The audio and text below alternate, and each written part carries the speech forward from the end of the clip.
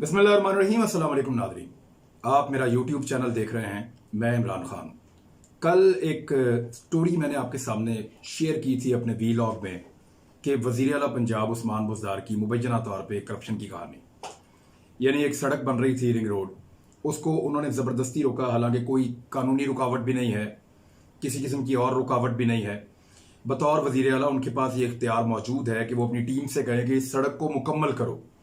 सवाए इसको रोकने की और कोई वजह नहीं है कि बैरिया टाउन को यह पसंद नहीं है कि यह सड़क यहां से गुजरे और बैरिया टाउन का माली नुकसान हो रहा है। तमाम चीजें फेवर करती हैं हुकूमत पंजाब को।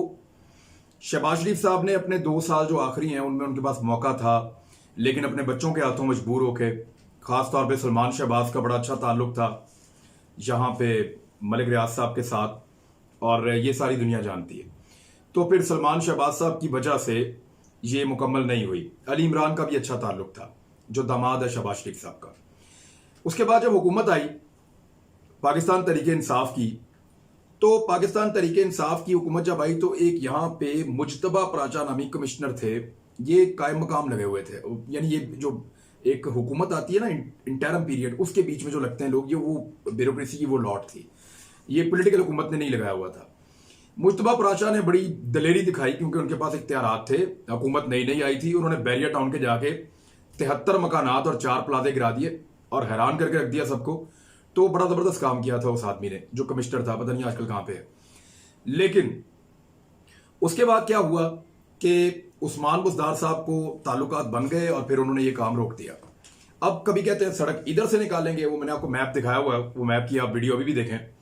कभी वो कहते हैं सड़क ऑप्शन 1 में से जाएंगे, कभी 2 में से जाएंगे, कभी 3 में से जाएंगे, और जो असल ऑप्शन है उसकी तरफ कोई बात ही नहीं करता।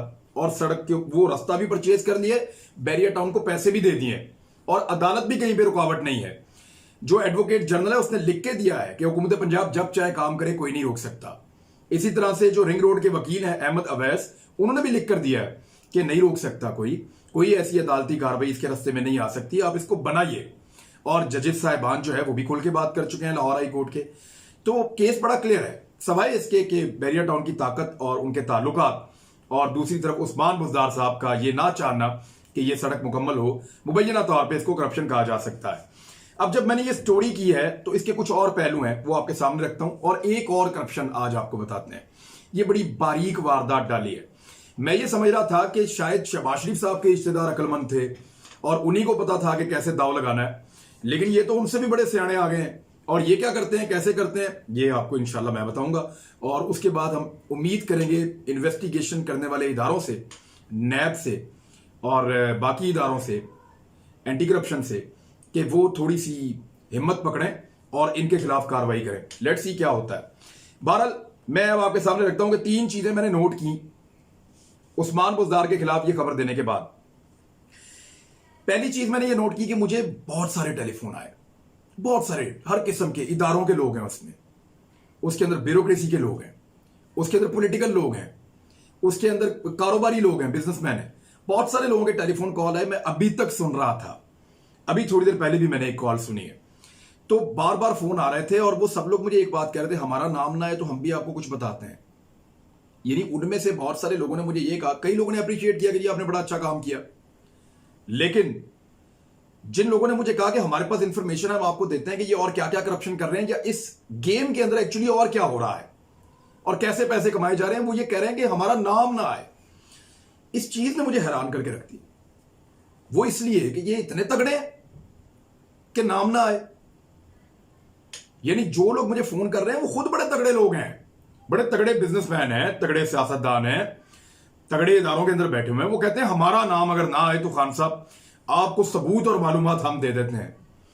तो यहां से मुझे आइडिया हुआ कि ये कोई इतना गया गुजरा मामला नहीं है, ये कोई बड़े तगड़े लोग हैं। और ये तो मैं जानता था कि बहुत तगड़े हैं, लेकिन बहुत से ऐसे लोगों से तगड़े हैं जिनको पहले मैं तगड़ा समझता था। तो ये मामला है कि मुझे बहुत सारे लोगों ने राब्ता किया और इंफॉर्मेशन प्रोवाइड करने की सबूतों के साथ ऑफर की है, इस बुनियाद पे कि उनका नाम ना आए तो ठीक है, नाम किसी का भी नहीं आएगा। और जो पहले भी मुझे इसके बारे में खबरें दे रहे हैं उनका नाम भी मैं नहीं दे रहा। इसमें एक मामला यह है कि एलडीए का, ये बड़ा इंपॉर्टेंट है और बड़ा मजेदार है।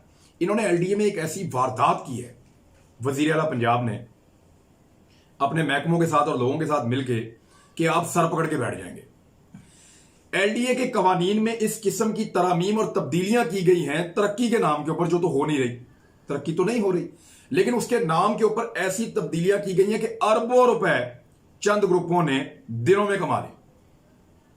वो कैसे है, वो क्या काम डाला है, वो कौन से कवानीन बदले हैं, ये सारा रिकॉर्ड मेरे पास पहुंच गया है। मैं इसको स्टडी कर रहा हूं और उसमें जो सवालात हैं वो मैं अभी जो मेरे दिमाग में उठ रहे हैं उनके जवाब मैं तलाश कर रहा हूं। लेकिन वो भी बड़ी हैरानकुन कहानी है कि उस्मान बुज़दार साहब ने एक ऐसे बंदे को लगाया जिस बंदे की रिश्तेदारियां हैं, बहुत बड़ी बड़ी सोसाइटीज हैं, रिश्तेदारियां हैं, बीच में गठजोड़ है, उसको एक खास ओहदा दिया एक खास बंदे को, फिर उसके जरिए से क्या काम लिया, उसमें से किसने 1.5 अरब कमाया, किसने उससे ज्यादा कमाया। तो ये सारी कहानी जो है वो मैं भी स्टडी कर रहा हूं। मैं आपको आने वाले दिनों में बताऊंगा कि एलडीए में इन्होंने बड़े बड़े जो लैंड माफियाज हैं और जो टाइकॉन्स हैं, जो ये सोसाइटीज का काम करते हैं, उनके साथ मिलकर कैसे इन्होंने जो है वो बहुत बड़े पैमाने पर करप्शन की है और किस तरह इन्होंने कानून को एक खिलवाड़ बना के बदल दिया है, वो मैं आपके सामने रखूंगा। अच्छा, ये तो होगी एक चीज के मालूमात लोग दे रहे हैं लेकिन कह रहे हैं नाम ना आए, खौफ है, देख लें आप, ये इतने तगड़े हैं ये लोग। अच्छा, दूसरा ये है कि कोई सहाफी मेरे साथ खड़ा नहीं हुआ। इंटरेस्टिंग है ना। अगर मैं खाली उस्मान बुज़दार की करप्शन के ऊपर एक स्टोरी करूंगा तो मुझे लगता है कि सहाफियों में से 50% 60% मेरे साथ खड़े हो जाएंगे। हमारे बड़े अच्छे दोस्त हैं, सलीम साफी साहब हैं, हमारे दोस्त हैं आमिर मीर साहब हैं, क्या नाम है उनका, तरत हुसैन साहब हैं, और बहुत सारे लोग हैं। वो जरूर नाम लेंगे उस्मान बुज़दार का। अगर मैं खाली उसकी कोई करप्शन निकाल के सामने रख दूंगा तो आने वाले दिनों में मैं रखने लगाऊं तो मुझे पता है सारे सहाफी मेरा साथ देंगे। लेकिन मैं हैरान हूं कि बैरिया टाउन का नाम आने की वजह से किसी सहाफी ने मेरा साथ ही नहीं दिया। ना किसी ने मेरे इस प्रोग्राम को रीट्वीट किया, ना किसी ने इसके ऊपर मेरे साथ बात की, ना किसी ने मेरे से मालूमात मांगी कि मैंने कॉलम लिखना है, ना किसी ने मेरे से राब्ता किया कि जनाब इसके ऊपर मैं भी बात करना चाहता हूं। तो सहाफी जो है वो गूंगे हो गए। उस्मान बुज़दार की वजह से तो नहीं हुए, उसको तो रोज बोलते हैं और बाज़ जगहों पे बिला वजह भी उस्मान बुज़दार को बेचारे को तंग करते हैं। लेकिन उस्मान बुज़दार को एक साइड पे करें तो बैरिया टाउन भी है ना। तो ये मुझे हैरत हो रही है कि सहाफी कोई मेरे साथ खड़ा नहीं हुआ। और दूसरी मुझे इसी के अंदर शामिल कर दें कि सियासतदान भी कोई खड़ा नहीं हुआ। यानी मैं उस्मान बुज़दार की, या चले उस्मान बुज़दार तो बहुत दूर की बात है, मैं चौहान साहब की भी एक जो वजीर ये इंफॉर्मेशन है पंजाब में, चौहान साहब की भी अगर मैं दूंगा ना कोई खबर तो बिलावल भुट्टो भी उसके ऊपर रिएक्ट करेंगे, मुझे पता है। लेकिन क्योंकि इस स्टोरी में बैरिया टाउन है तो बिलावल भुट्टो जरदारी और पूरी पीपल्स पार्टी ने एक लफ्ज नहीं बोला कि ये करप्शन हुई है। और भैया आपको सबूत दे रहे हैं करप्शन के, आपको पूरी करप्शन की कहानी बता रहे हैं, आप बोल ही नहीं रहे। पीपल्स पार्टी भी नहीं बोली। अच्छा, मुस्लिम लीग नून वो भी नहीं बोले। इतने बावसूल लोग हैं उनके, रोजाना वो मालम जब्बा केस कुछ भी नहीं है इसके सामने, उसकी रोजाना गर्दान लगाई होती है। तो इसके ऊपर बात करें ना कि यहां पे क्या दो नंबरी हुई है। मुस्लिम लीग नून भी नहीं बोली, एमक्यूएम भी नहीं बोली, एएनपी भी नहीं बोली, जमात इस्लामी भी नहीं बोली। अच्छा, इनके लोगों ने मेरे साथ राब्ता करके ना ऑफ द रिकॉर्ड मुझे शुक्रिया और शाबाश दी है कि जी जबरदस्त आपने काम किया है, लेकिन इस शर्त पे कि इनका नाम नहीं आएगा। यानी अंदर से ये सारे खुश हैं लेकिन कोई भी यानी बोलने को तैयार नहीं है। ना सहाफी खड़ा हो रहा है, ना कोई पॉलिटिकल पार्टी खड़ी हो रही है। करप्शन आपके सामने रखी है, मामला तो आपको दिखा दिए हैं मुबैना तौर पे कि क्या हो रहा है। कोई कानूनी रुकावट नहीं है, सारे मामला सीधे हैं, एग्रीमेंट हो चुका है, खान साहब कह के चले गए हैं। फिर वजीर आला साहब ने ना सिर्फ सुप्रीम कोर्ट से अपना केस विदड्रॉ करवा लिया बल्कि ये भी किया कि वो टीमें वापस बुलवा के काम रोक दिया। तो उससे फायदा तो मलिक साहब को ही हो रहा है। तो ये मैंने इतनी अच्छी चीज आपको दी है तनकीद करने के लिए, तो कोई तनकीद क्यों नहीं कर रहा उस्मान बुज़दार पे? क्योंकि ये तनकीद खाली उस्मान बुज़दार पे नहीं होगी, इसके अंदर सेकंड पार्टी बैरिया टाउन होगी। तो मेरे ख्याल में शायद वो इतने ताकतवर है क्योंकि पॉलिटिकल पार्टी भी नहीं बोल रही और कोई सहाफी भी मेरे साथ खड़ा नहीं हो रहा। लेकिन एक बात है, लोग बहुत खड़े हुए हैं। जो आम आदमी है, जो पाकिस्तान से बाहर ओवरसीज पाकिस्तानी है, वो मैसेजेस कर रहे हैं और वो ये कह रहे हैं कि हमें बड़ी खुशी है इस बात पे, और वो इसको शेयर भी कर रहे हैं। बल्कि कई लोग ऐसा कह रहे हैं कि हमारे साथ भी ज्यादतियां हुई हैं, वो अपनी ज्यादतियां भी मुझे भिजवा रहे हैं। इवन पंजाब गवर्नमेंट ने या बैरिया टाउन ने जो उनके साथ किया वो हमारे साथ शेयर कर रहे हैं। तो ये दो चीजें मैंने आपको बताई कि ये मेरे लिए बड़ी हैरत अंगेज थी। एक तो ये कि मालूमात देंगे, नाम ना पता चले। दूसरा, ना कोई सहाफी खड़ा हुआ और ना कोई पॉलिटिकल पार्टी खड़ी हुई उस्मान बुज़दार के खिलाफ।